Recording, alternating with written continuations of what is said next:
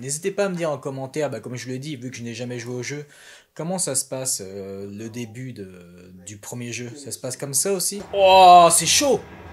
J'aime beaucoup le fait qu'on reste toujours la caméra de leur point de vue à eux. Oh! Là où dans des films classiques, voilà, t'as toujours des plans qui filmeraient à l'extérieur de la caisse. Donc là, c'est très très intéressant ce point de vue là. Bonne mise en tension. En plus, c'est pas surcuté. S'il y a une bonne mise en scène comme ça tout le long de la série, ce sera très très bien.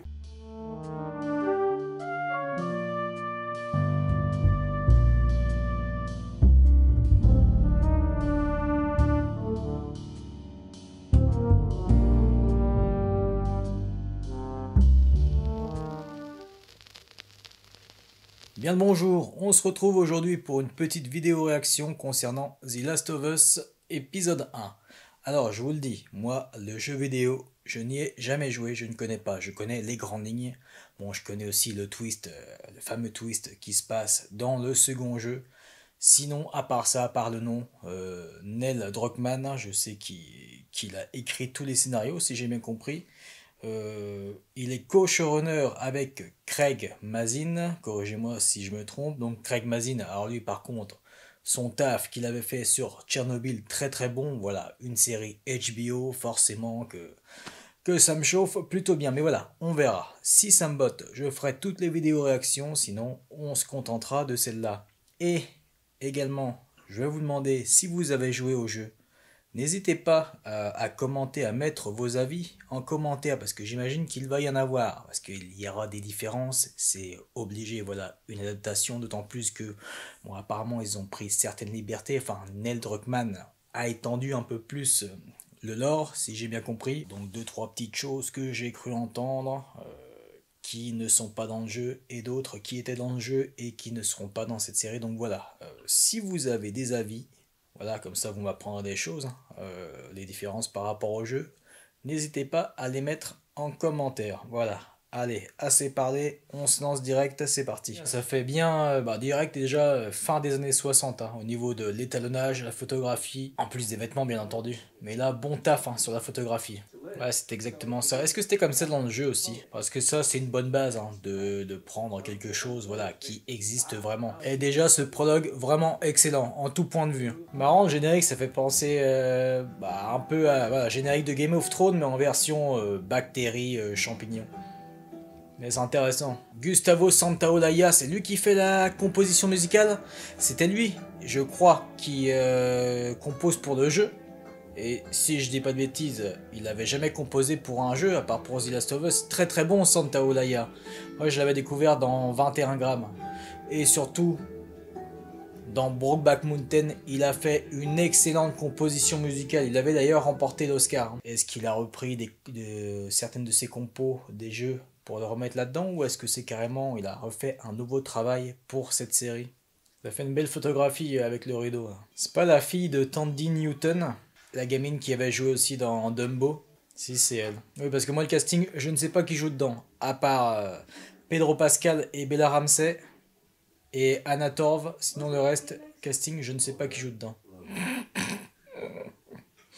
Déjà, en très peu de temps, leur relation fonctionne très très bien. Ça va être bon de le voir lui, parce que le pauvre, j'avais vu que dans ce très très mauvais Terminator là. Ça va être bien de découvrir, de voir ce qu'il peut proposer en termes de nuances de jeu.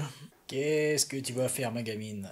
Ce serait intéressant si tout l'épisode c'était là en 2003 le passé entre guillemets.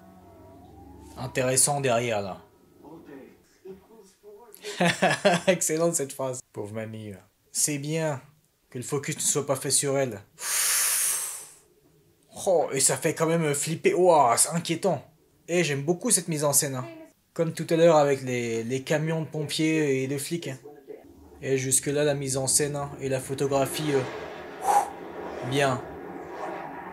C'est bien parce que je m'attendais pas à ça. Je pensais que ça allait commencer direct dans le No Man's Land entre guillemets. N'hésitez pas à me dire en commentaire, comme je l'ai dit, vu que je n'ai jamais joué au jeu, comment ça se passe le début du premier jeu. Ça se passe comme ça aussi? Il va pas y avoir un truc avec une maison en feu ou je sais pas quoi. Est-ce que ça me dit Enfin, j'ai déjà vu forcément. J'ai vu quelques images du jeu. Et là, il y a un truc qui me revient là. Je sais pas, si c'était dans un pavillon, là où ils vivent. où lui il est en bagnole ou je sais pas où, et tu vois une baraque, alors peut-être pas sa baraque, mais en feu. 2h16.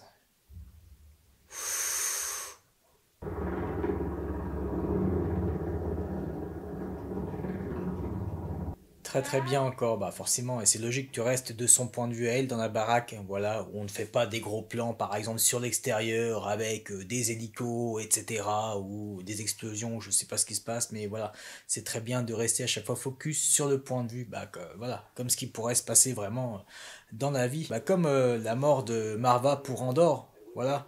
On l'a jamais vu mourir finalement, c'est Andor qui l'apprend au téléphone comme une mort de proche en fait, voilà, c'est réaliste. Voilà, oh là, mon chien. Oh, pauvre chien. Mais moi, je comprends pas ce qui se passe. Bah forcément, avec, je vous l'ai dit, je sais, j'ai pas vu le jeu, donc c'est par rapport à quoi la pandémie? Qu'est-ce qui s'est passé? Enfin là, qu'est-ce qu'il y a là vraiment? Mais ils ont disparu ou ils se sont barrés ou quoi? C'est pas la grand-mère? Non, bah non.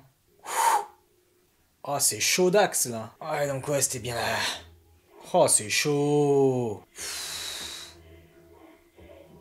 Heureusement que tu es pas passé, mon chien, et que tu t'es barré. Oh, j'ai des frissons, je suis dedans. Oh, c'est ouf. Bien, bien ce plan, qu'on reste comme ça là. Allez, on se fait un petit plan séquence à l'intérieur, ce serait bien.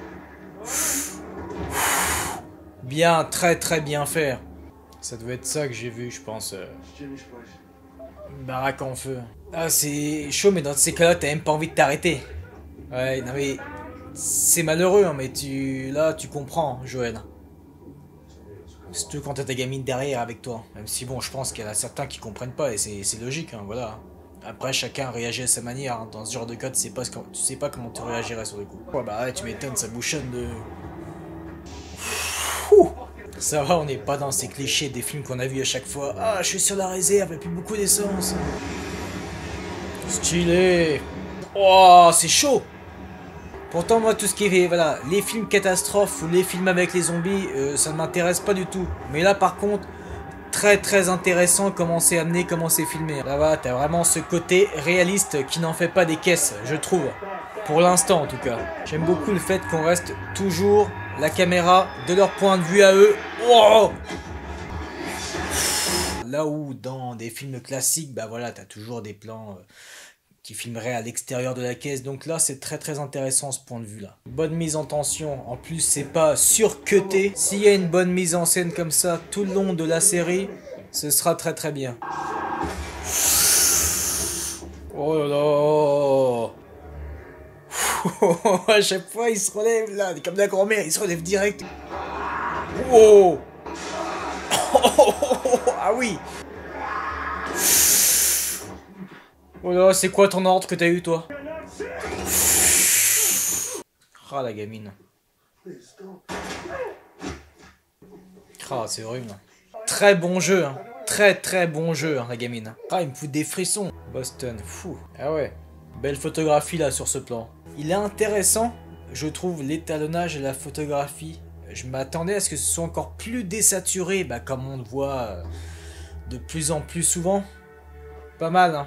Tout est propre, hein. Enfin, tout est propre, vous m'avez compris, hein. Niveau photographie, étalonnage, les CGI en fond. Jusque-là, mise en scène assez authentique, très loin du conventionnel et du grand public. Bon, après, voilà, c'est une série HBO, donc ça ne m'étonne pas, mais voilà, c'est bien de voir au fur et à mesure des plans, de ce que ça propose. Couvre-feu entre 18h et 6h du matin. Là, c'est une carte de rationnement. Ah, intéressant tout ça. Ah ouais, carrément. Les lucioles, j'ai hâte de les voir, les lucioles. Qu'est-ce que c'est? Elle est excellente. Elle est excellente, elle. Qu'on ait pu critiquer Bella Ramsey pour le fait qu'elle ne ressemble pas. Je peux comprendre, mais bon, comme souvent, il y en a beaucoup qui critiquent sans rien avoir vu, comme souvent, comme ça a été le cas. Vous vous souvenez de mon coup de gueule que j'avais fait? Robert Pattinson, sur Heath Ledger, aussi Michael Keaton, bref, les kikous qui critiquent à chaque fois et qui, au final, ferment bien leur bouche. Hein, au final, retournent bien leur veste. Intéressante la photographie là. Donc c'était lui, son fameux mec. Ça m'intéresse là tout ce qui va se passer là du point de vue des lucioles aussi. Beau taf hein, sur tous ces décors délabrés, aussi bien intérieur que extérieur. C'est intéressant ce système de business de cartes entre autres. Voilà, très réaliste. Tu t'imagines que voilà, plus tard ça fonctionnerait comme ça. Eh bien, intéressant. Ouh. Ah, ils se connaissent. Ils connaissent Marlène, c'est intéressant ça. Excellent, excellent. Vraiment, jusque-là, Bella Ramsey, franchement, son jeu très très bon. Intéressant jusque-là. J'espère que ça va continuer comme ça. Maline. Maline. Ah, la psychologie, l'écriture de son perso, son interprétation, Ellie, pour l'instant, je kiffe, hein, très clairement. Bon, ça va, c'est bien, il connaissait une planque, enfin un endroit, un passage, voilà. Parce que je m'attendais à ce que ce soit une espèce d'infiltration et tout, le genre de truc vu et revu.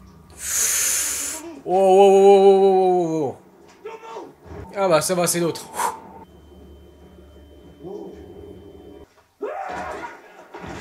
Hmm. Intéressant. Ouais, le fait que ça va réveille, enfin que ça leur envoie, enfin bref, je vais pas le dire, c'est une évidence. Mais très intéressant. C'est genre une porte saine, mais ça se transmet pas. Très bonne cette fin là. Bien. Elle est bien foutue là. Série HBO comme je vous l'ai dit, ça me bottait. Adaptation d'un jeu très réputé. J'étais curieux. Voilà, j'ai vu. Ça me botte bien. Donc, je continuerai les vidéos réactions sur cette série. Franchement, très prometteuse. Hein. Niveau réalisation, photographie, étalo, c'est bien. Ça en fait pas des caisses. Mise en scène, hein, franchement, mise en scène avec la réa, très très bon. Les propositions de jeu, très intéressant. Pour le peu qu'on a vu, les psychologies aussi. Peut-être les compos musicales de Santa Olaya. Parfois j'avais l'impression, mais ça je pense que voilà, c'est fait exprès, mais que, comme si en fait le mixage son était pas très bon. Vous voyez qu'on n'entendait pas assez les musiques, excepté pour une seule scène. Mais bon, je pense que c'est voulu. Ça peut être un parti pris après, voilà. Vu ce que ça nous propose en termes de réalisation, je peux comprendre. À voir pour la suite, donc pour la compo musicale, comment on l'entend. Mais là, non, franchement, là, très très bon. Si vous avez joué au jeu, n'hésitez pas à me donner vos avis en commentaire sans bien sûr spoiler pour la suite. Là, je parle bien de ce premier épisode. Voilà, n'hésitez pas, hein, la section commentaires, c'est fait pour ça. Même voilà, si vous êtes par exemple en désaccord avec moi, ça se peut, hein, vu que voilà, moi je ne connais pas de jeu. Moi là, je vois ça d'un œil neuf, je ne vois que ça, je ne connais que ça. Mais ça peut être intéressant, justement, de me donner vos points de vue, d'échanger sur ça. Voilà. Bon, sur ce, je vous souhaite une excellente journée ou une excellente soirée et je vous dis à très bientôt. Allez, ciao.